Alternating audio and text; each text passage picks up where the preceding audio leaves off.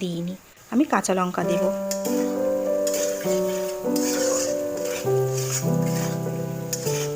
মশলাগুলো দিয়ে খুব ভালো করে আরেকবার ভাজা ভাজা করে নিতে হবে সবজিগুলোকে। ভাজা হয়ে গেছে, এরপর আমি পুঁই শাকটা অ্যাড করে দেব।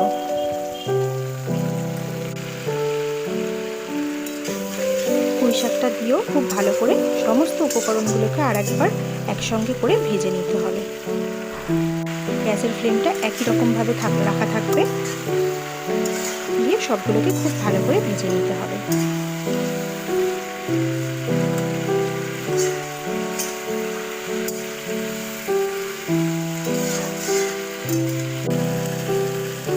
ভালো করে একটু ভাজা হয়ে যাবার পর মাছের মাথা দুটো আমি দিয়ে দেব।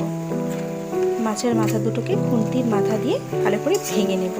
ভেঙে ভালো করে পুরো সবজিটার মধ্যে অ্যাড করে নেব।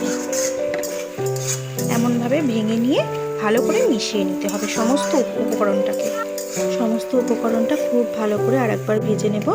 তারপর আমি একটা কাঁচা লঙ্কা ফাটিয়ে দিয়ে দেব আর সামান্য জল দিয়ে দেব। জল না দিলেও চলে, তবু আমি অল্প একটু জল দেব। এরপর গ্যাসের ফ্লেমটাকে একটু বাড়িয়ে দেব। ফুটে গেলে সেটাকে কমিয়ে দেব।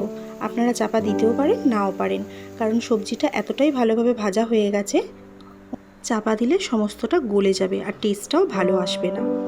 তৈরি হয়ে গেছে মাছের মাথা দিয়ে পুঁই শাক চচ্চড়ি।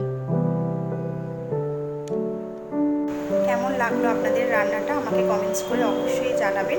এই ধরনের আরও অনেক রান্নার আপডেট পেতে আমার চ্যানেলটাকে লাইক, কমেন্ট, শেয়ার এবং সাবস্ক্রাইব অবশ্যই করে দেবেন।